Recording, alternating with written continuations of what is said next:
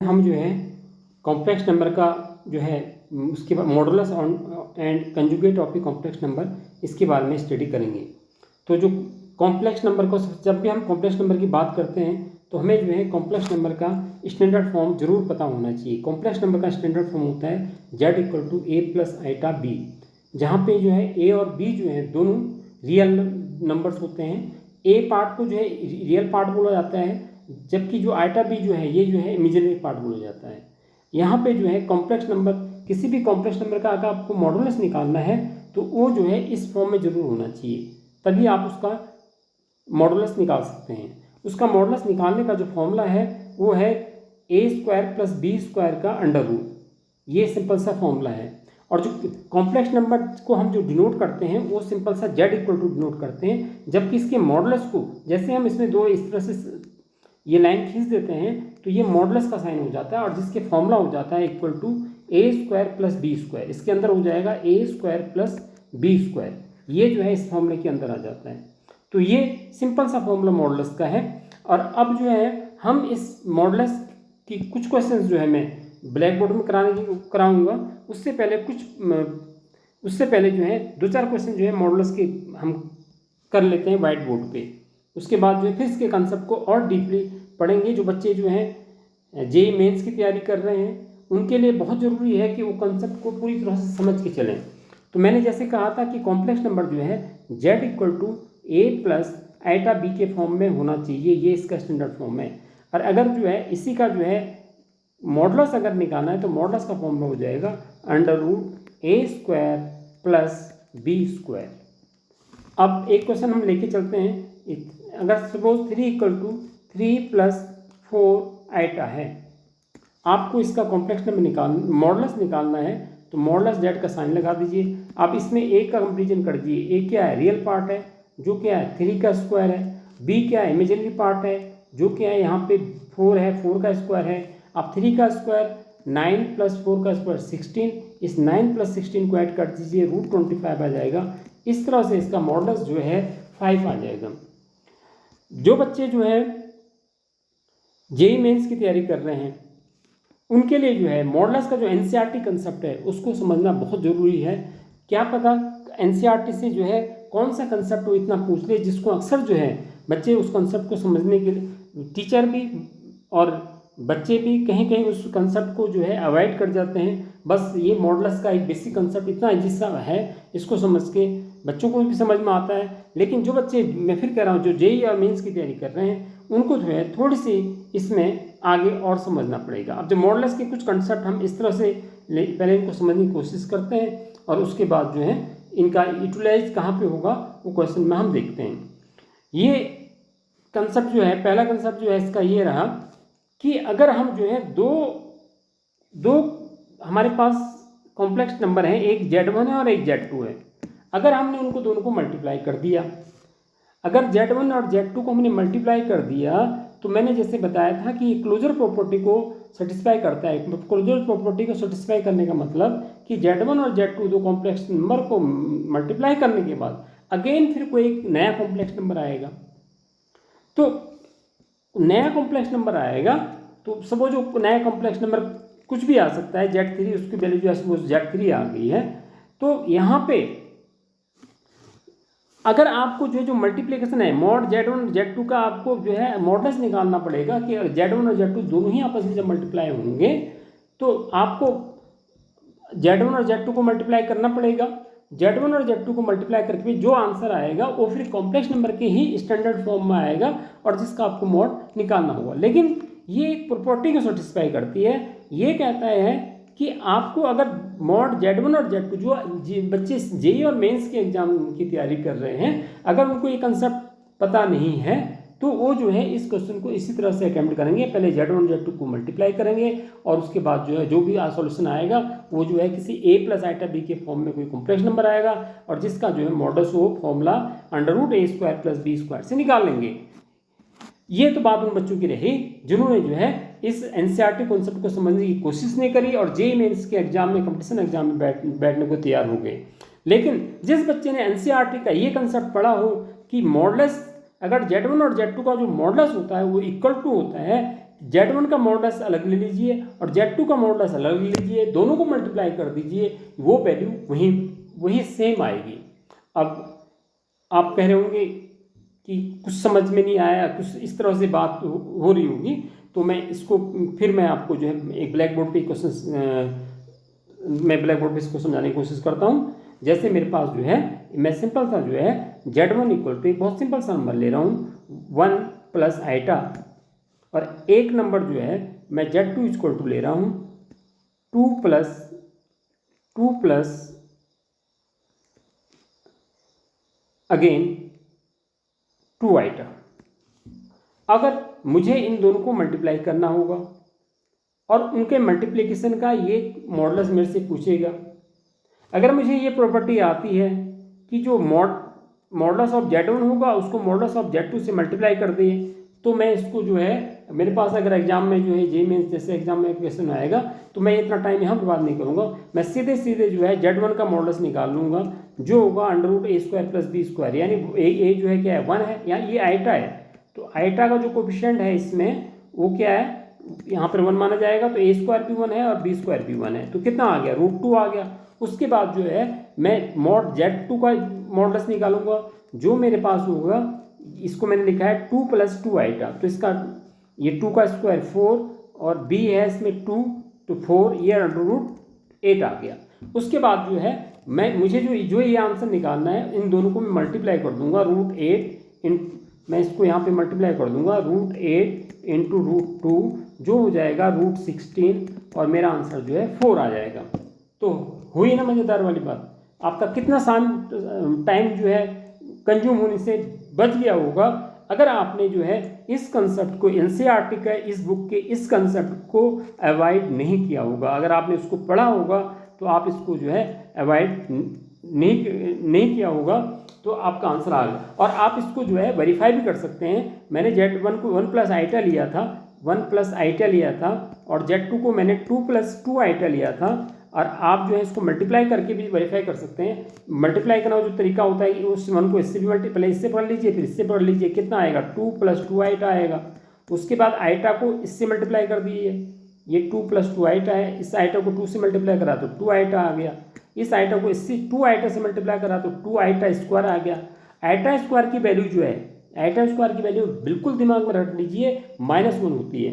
तो यहाँ पे जो है ये 2 आइटा तो हो गया कितना, ये 2 हो गया, ये 4 आइटा हो गया और ये 4 आइटा हो गया, और यहाँ पे जो आइटा स्क्वायर होता है वो -1 होता है। तो -1 जब 2 से मल्टीप्लाई होगा तो इसकी वैल्यू -2 होगी, तो -2 से 2 कट गया, तो आपके पास जो है रियल पार्ट तो 0 आ गया, इमेजिनरी पार्ट 4 आइटा आ गया। मतलब आपने क्या करा, Z1 और Z2 को पहले मल्टीप्लाई कर रहा है और उसके बाद आप अब इसका मॉडुलस निकाला, इसका मॉडुलस भी देखो वही √16 4 आ रहा है। तो अगर आप जेईई जैसे एग्जाम में बैठ रहे हैं तो आप जो है एनसीईआरटी के मेरे इन कंसेप्ट को जरूर देखें जिनको मैं लेके चल रहा हूँ कि एनसीईआरटी में जो कुछ भी दिया हुआ है उस कंसेप्ट को जो है ज़रूर आप फॉलो करें। तो इस कंसेप्ट को जो है आपको आपका टीचर जो है कोई भी पढ़ा रहा होगा, अगर उसने जो है आपको सिर्फ ये फॉर्मूला लगा के Z = a + आइटा b और मॉडुलस का फॉर्मूला लगा दिया कि मॉड Z तो a² + b² होता है, बस आपसे क्वेश्चन करा लिए, आपको कोई आगे उस पर कोई कंसेप्ट नहीं बताया। तो अगर आप जो है जेईई मेन जैसे एग्जाम में बैठ रहे हैं तो निश्चित रूप से आपके लिए क्वेश्चन को अटैम्प्ट करना आप करोगे कर तो लोगे, लेकिन टाइम कंज्यूम होगा। आज की कंपटीशन के टाइम में आपको शॉर्टकट मेथड आना चाहिए। शॉर्टकट मेथड तभी आएंगे जितना भी आपका कंसेप्ट क्लियर होगा तो आप उसको शॉर्टकट कर लेंगे। तो इसको आप जो है मॉडुलस का ये कंसेप्ट जो है क्लियर हमको हो गया। इसी तरह से मॉडुलस का कंसेप्ट जो है अगर हमने दो कॉम्प्लेक्स नंबर को, एक कॉम्प्लेक्स नंबर Z1 है और उसको Z2 से डिवाइड कर दिया, और डिवाइड करने के बाद हमसे जो है उस डिवीजन का जो है मॉडुलस फाइंड करने के लिए कह रहा है। तो यहाँ भी बच्चों बहुत ही इंटरेस्टिंग चीज़ है कि हम जो है जो न्यूमरेटर्स है, जो न्यूमरेटर वाला कॉम्प्लेक्स नंबर रखा है उसके मॉडुलस से डिनोमिनेटर वाले कॉम्प्लेक्स नंबर को सीधे ही डिवाइड कर देंगे। अगर हमें एक कंसेप्ट पता है तो हम टाइम अपना वेस्ट नहीं करेंगे, हमारा टाइम जो कंज्यूम नहीं होगा। बस अर्थ यहाँ पे जो है जो Z2 है वो 0 कॉम्प्लेक्स नंबर नहीं होना चाहिए। Z2 क्या नहीं होना चाहिए, 0 कॉम्प्लेक्स नहीं होना चाहिए। चलो इसको भी थोड़ी सी हम जो है वाइट बोर्ड पे थोड़ी सी जो है इसको और डिस्कस कर लेते हैं, जैसे हमने जो है अभी इसको डिस्कस किया था। तो चलिए वाइट बोर्ड पे हम लेते हैं इस क्वेश्चन को कि अगर दो कॉम्प्लेक्स नंबर एक Z1 है और एक Z2 है और दोनों जो आपस में इस तरह से डिवाइड हैं तो उसका हमें मॉडुलस फाइंड आउट करने के लिए कहता है। अगर हमें, मैं वही क्वेश्चन अपना एक एग्जांपल लेता हूँ, 1 प्लस आइटा, ये 1 है ये आइटा है, उसको मैं डिवाइड करता हूँ 2 प्लस 2 आइटा, इसका मैं मॉडुलस निकालने के लिए कहूँगा तो आपको क्या करना पड़ेगा, इस कॉम्प्लेक्स नंबर को जो है आप a प्लस आइटा b के स्टैंडर्ड फॉर्म में निकालने की कोशिश करोगे, जो कि आपका टाइम कंज्यूमिंग होगा। जेईई मेन जैसे एग्जाम के लिए अगर आपको सीधे से ये कंसेप्ट पता होगा कि न्यूमरेटर कॉम्प्लेक्स जो न्यूमरेटर्स है उसका जो है न्यूमरेटर का जो मॉडुलस अलग निकाल लीजिए और डिनोमिनेटर का मॉडुलस अलग निकाल लीजिए और दोनों को डिवाइड कर दीजिए, वही आंसर आएगा। जैसे मैंने पहले वाले क्वेश्चंस में निकाला था, न्यूमरेटर का मॉडुलस जो है √2 आया था और डिनोमिनेटर का मॉडुलस जो है √8 आया था, बस यही इसका आंसर आ जाएगा। थोड़ी इसको सिंप्लीफाई कर सकते हैं, इसको आप लिख सकते हैं √2 न्यूमरेटर हो जाएगा, नीचे जो है इसको 2√2 लिख सकते हैं, तो इसका आंसर क्या आ जाएगा 1/2 आ जाएगा। और अदरवाइज अगर आपको ये कंसेप्ट नहीं आता है तो आप क्या करेंगे, जब दो कॉम्प्लेक्स नंबर जो है डिवाइड होते हैं तो हम डिवाइड करके भी इसका जो है ये आंसर निकालने की कोशिश करते हैं। चलिए, ये था 1 प्लस आइटा और इसको हमने डिवाइड कर दिया था 2 प्लस 2 आइटा से। तो जब भी जो है हम जो है दो कॉम्प्लेक्स नंबर को डिवाइड करते हैं, जब भी हम जो है दो कॉम्प्लेक्स नंबर को डिवाइड करते हैं तो उस केस में जो है किस तरह से डिवीजन में हम जो है क्या करते हैं जी, ये 2 प्लस 2 आइटा है जो डिनोमिनेटर्स है, तो जो डिनोमिनेटर्स का जो ये पार्ट है इमेजिनरी पार्ट, उसका साइन चेंज करके ऊपर नीचे मल्टीप्लाई कर देते हैं। मीन्स 2 माइनस कर देंगे आगे 2 आइटा से न्यूमरेटर को भी मल्टीप्लाई कर देंगे, 2 माइनस 2 आइटा से डिनोमिनेटर को भी मल्टीप्लाई कर देते हैं।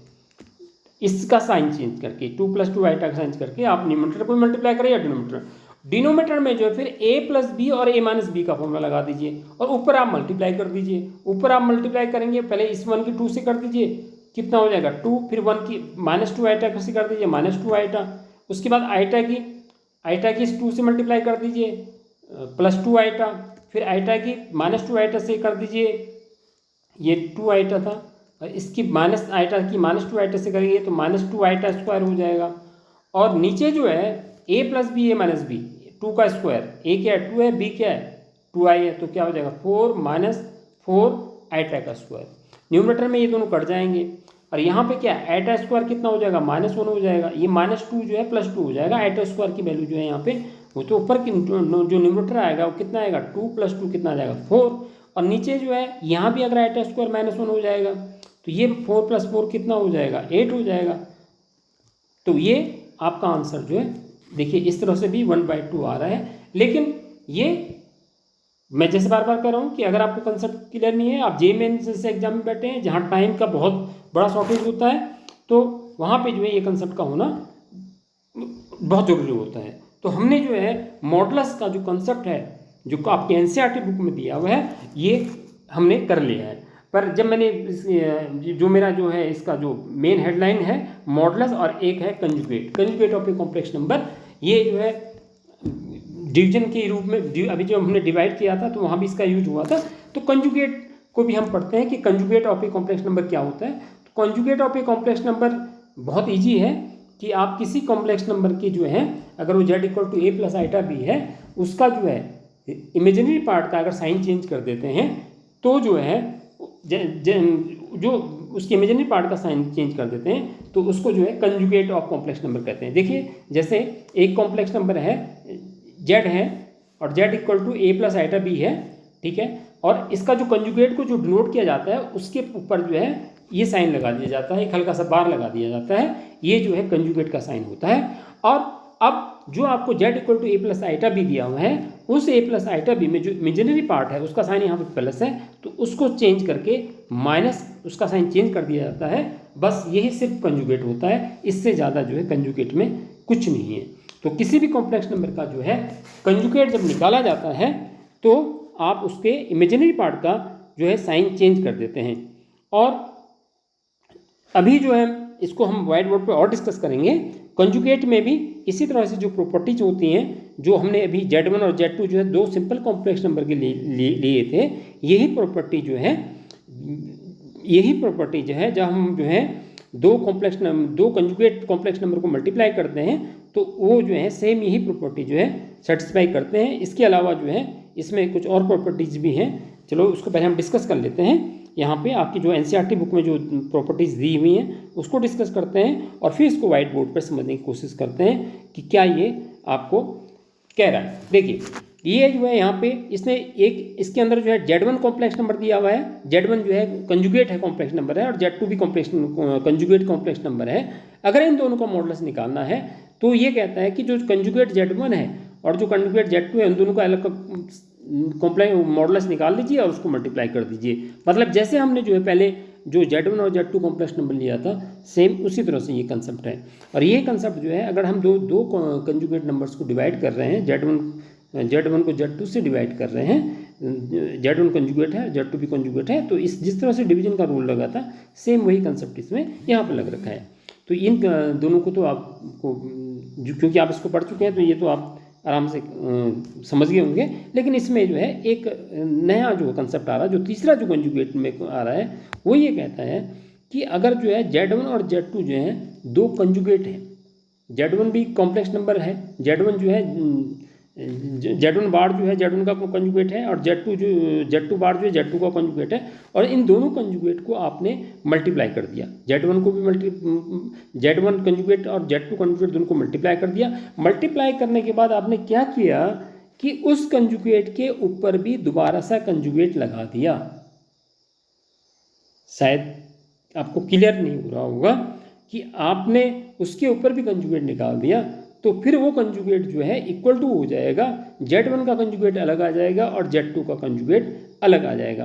क्वेश्चन में हम अच्छी तरह से समझने की कोशिश करेंगे। ये जो है मल्टीप्लिकेशन यहाँ पे जो है इन दोनों को जो है इसने मल्टीप्लाई कर रखा है, यहाँ पे ये मल्टीप्लिकेशन के लिए लगा रखा है और यही जो है एडिशन के लिए और सब्ट्रैक्शन के लिए है। यही रूल जो है इसका जो है अगर आप डिवीजन में लगाते हैं तो डिवीजन में भी ये यही रूल को फॉलो करता है और बहुत छोटा सा कंसेप्ट है लेकिन बहुत ही इम्पोर्टेंट। जो बच्चे आगे तैयारी कर रहे हैं उनके लिए बहुत इसको जो है इग्नोर करना, और आप किसी अच्छे कंपटीशन की तैयारी कर रहे हैं तो उस वक्त जो है आप अपने साथ जो है बहुत जो है नाइंसाफ़ी कर रहे हैं कॉम्प्लेक्स नंबर के इस छोटे से कंसेप्ट को यूं ही छोड़ने की। तो चलिए हम जो थोड़ी सी इसको जो है वाइट ब्लैक बोर्ड में भी जो है इस कंजुगेट को और थोड़ी सी समझने की कोशिश करेंगे और इस कंसेप्ट और फिर उसके बाद जो है हम इस कंसेप्ट को जो है यहीं पे जो है ख़त्म करेंगे। चलिए अब जो है इसको वाइट बोर्ड में थोड़ी सी इसको और लिबरेट कर देते हैं कि कंजुगेट जो है क्या होता है। तो मैंने आपको बताया था कि जैसे Z इक्वल टू मैं लिखता हूँ कि कोई कॉम्प्लेक्स नंबर लिख देता हूँ 3 प्लस मैंने लिखा 4 आइटा लिख दिया, तो इसका जो कंजुगेट जो डिनोट किया जाता है वो डिनोट कहता है Z बार से। ठीक है, तो ये इसका जो कंजुगेट हो जाएगा 3 - 4 आइटा। अब एक चीज़ आप ध्यान रखिए, ये तो हमने जो है सिंपल सा इसका पढ़ लिया है।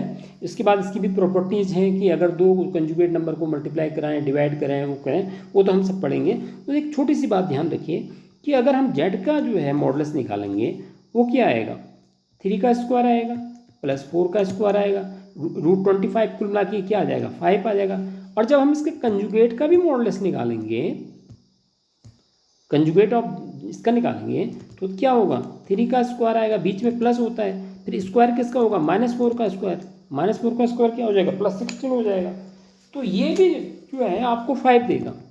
तो ये यहाँ पर हालांकि ये चीज़ शायद वहाँ पे जो है हमने एनसीईआरटी में ना पढ़ी हो, तो ये चीज़ आप ध्यान रखिए कि किसी भी कॉम्प्लेक्स नंबर का मॉडुलस और उसके कंजुगेट का मॉडुलस ये दोनों जो हैं कंजुगेट का और कॉम्प्लेक्स नंबर का आपस में इक्वल होता है। एक तो ये कंसेप्ट बहुत छोटा सा कंसेप्ट है, इसको जो है कहीं भी यूटिलाइज आप कर सकते हैं। जब आप क्वेश्चन करेंगे तो वहाँ पे जो है ये कंसेप्ट जो है जरूर निकल के आएगा कि कहीं पे आपको जो है Z के मॉडुलस को जो है रिप्लेस करने की बात आएगी उसके कंजुगेट के मॉडुलस से, तो वो आप कंसेप्ट इसको यूज़ करके इसको रिप्लेस कर सकते हैं। लेकिन अगर सपोज जो है अब बात ये आई थी कि आपके पास जो है कॉम्प्लेक्स नंबर 2 थे, Z1 और Z2 थे, और आपने दोनों का कंजुगेट लिया था, अब उसके बाद उसको मल्टीप्लाई कर दिया। ठीक है, अब इसका जो मॉडुलस आएगा बहुत सिंपल सा है कि आप Z1 का जो कंजुगेट तो आप निकाल ही चुके हैं, उसका मॉडुलस से Z2 के कंजुगेट के मॉडुलस से मल्टीप्लाई कर दिए। सेम जैसे हमने पहले पढ़ा था वही सेम प्रॉपर्टी है। ऐसे ही जो है डिवीजन के केस में Z1 को अगर हम Z2 से जो है डिवाइड कर रहे हैं और फिर इसका मॉडुलस निकाल रहे हैं, तो हम जो है जो न्यूमरेटर का जो कंजुगेट है Z1 उसका मॉडुलस निकाल लेंगे और जो डिनोमिनेटर्स का मॉडुलस है उसको निकाल लेंगे। और ये जो है इस तरह से अगर जिसको पता होगा तो वो आराम से इसको फाइंड आउट कर सकता है। ये तो सेम वही प्रॉपर्टी थी जो पहले थी, लेकिन अब जो है थोड़ी सी इसमें एक नई प्रॉपर्टी जो निकल के आई है कि वो क्या निकल के आई है कि अगर सपोज जो है Z1 और Z2 जो है ये दोनों कंजुगेट कॉम्प्लेक्स नंबर्स हैं, अब इनका भी दोबारा से कंजुगेट निकालना हो तो ये जो इक्वल टू आ जाएगा Z1 का कंजुगेट के ऊपर कंजुगेट लग जाएगा और Z2 के कंजुगेट के ऊपर कंजुगेट लग जाएगा, मतलब वो चीज़ें वापस होके वहीं आ जाएंगी। मतलब पहले वो मतलब आप कंजुगेट उसको इस तरह से समझिए कि अगर सपोज जो है Z1 इक्वल टू मैंने लेता हूँ 3+4 आइटम मैंने लिया, ठीक है, और Z2 इसका कंजुगेट क्या लिया, इसका कंजुगेट मैंने एक दूसरा भी मुझे लेना पड़ेगा, Z2 ले लेता हूँ और उसको जो है 1+ आइटा ले लेता हूँ या 1+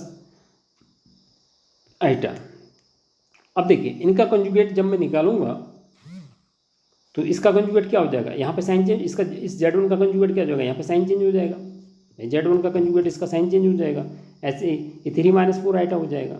Z2 का कंजुगेट क्या हो जाएगा, इसका साइन चेंज हो जाएगा, इसका साइन जो है 1- आइटा हो जाएगा, ये तो हो जाएगा 3-4 आइटा।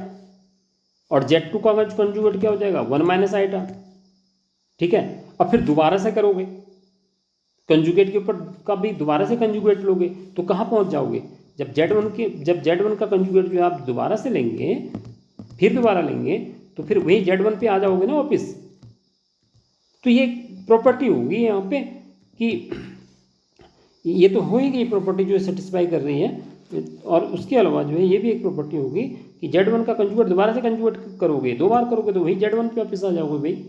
Z2 का कंजुगेट लिया फिर दोबारा से उसी के नंबर का कंजुगेट करोगे तो वापस आ जाओगे।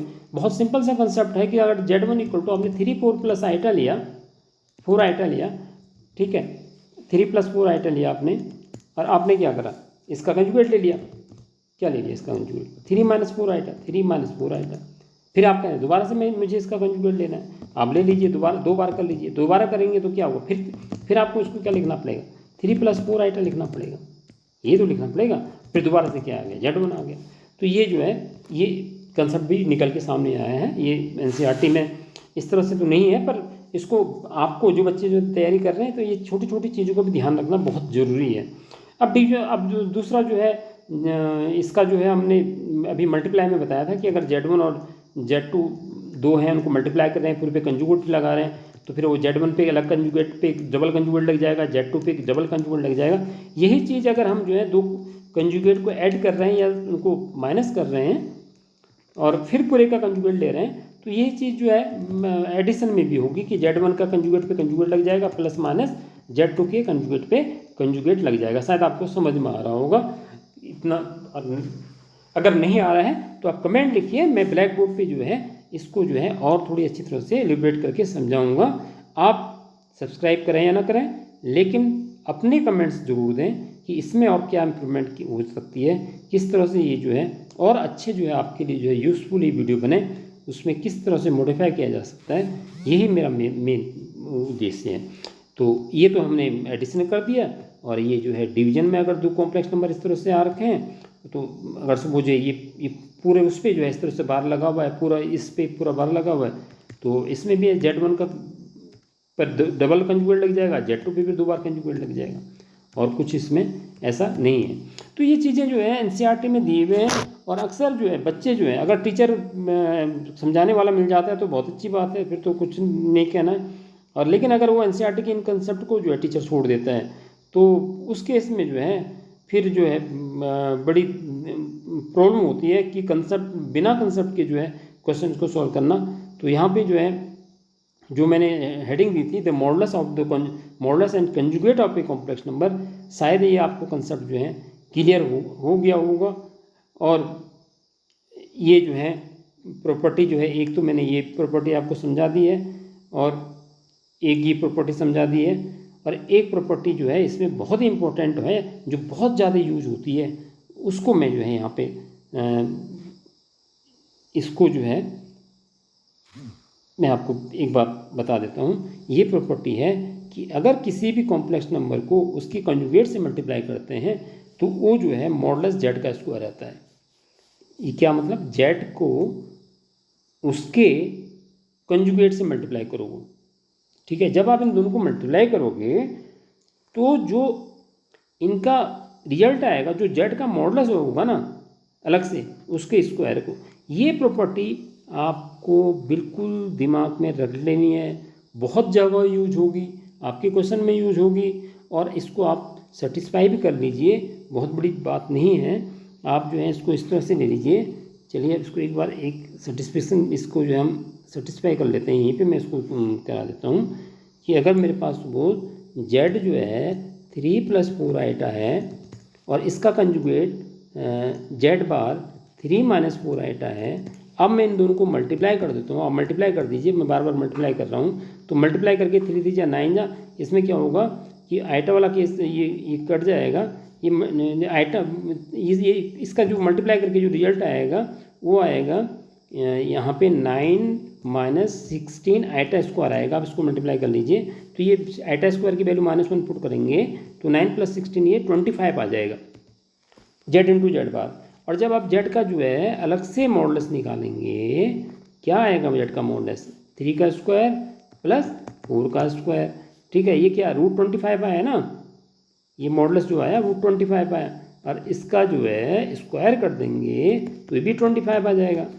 तो कंसेप्ट ये था कि मॉडुलस जेड का स्क्वायर जो होता है वो जेड उसके कंजुगेट को मल्टीप्लाई करने के बराबर होता है। तो ये कंसेप्ट जो है आपने समझ लिया होगा, और बहुत ज़रूरी है इन कंसेप्ट को समझना।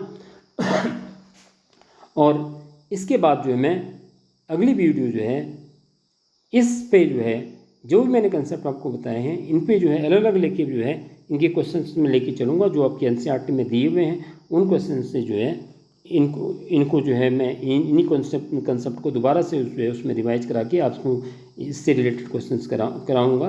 आप वीडियो ज़रूर देखिए और अपना कमेंट जरूर लिखिए। वीडियो देखने के लिए आप लोगों का बहुत